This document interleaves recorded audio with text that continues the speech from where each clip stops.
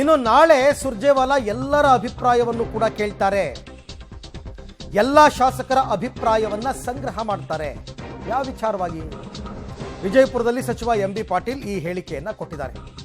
ಸರ್ಕಾರ ಯಾವ ರೀತಿ ನಡೆದಿದೆ, ಏನೆಲ್ಲ ಕೆಲಸ ಆಗಿದೆ, ಏನು ಕೆಲಸ ಆಗಿಲ್ಲ, ಎಲ್ಲ ಕಾರ್ಯಕ್ರಮಗಳ ಮಾಹಿತಿಯನ್ನ ಪಡಿತಾರೆ ಅಂತ MB ಪಾಟೀಲ್ ಹೇಳಿದ್ದಾರೆ. ಮಾಡ್ತಾರೆ, ಬರ್ತಾರೆ ರಾಜ್ಯ ಉಸ್ತುವಾರಿಗಳು ಅವ್ರ ಕರ್ತವ್ಯ, ಅವ್ರು ಬರಬೇಕು. ಅವಾಗ ಬರ್ತಾರೆ, ಸಭೆಗಳನ್ನ ಮಾಡ್ತಾರೆ. ಸರ್ಕಾರದಲ್ಲಿ ಏನೇನು ನಡೀತದೆ, ಪಕ್ಷದಲ್ಲಿ ಏನು ನಡೀತಾ ಇದೆ ಅಂಥೇಳಿ ಅದನ್ನು ಇದು ಮಾಡುವಂಥ ರೂಟೀನ್ ಅದು. ಹಾಗೇನಿಲ್ಲ ಅಂತ ಈಗ ನೋಡಿ, ಯಾವಾಗಲೂ ಬರ್ತಾ ಇರ್ತಾರೆ ಅವರು. ರೂಟೀನ್ ಆಗಿರೋದು ಸಹ ಅವ್ರು ಬರ್ತಾ ಇರ್ತಾರೆ. ಅವರು ಬಂದು ಎಲ್ಲರನ್ನೂ ಅಭಿಪ್ರಾಯಗಳನ್ನ ಕೇಳ್ತಾರೆ, ಇದು ಮಾಡ್ತಾರೆ.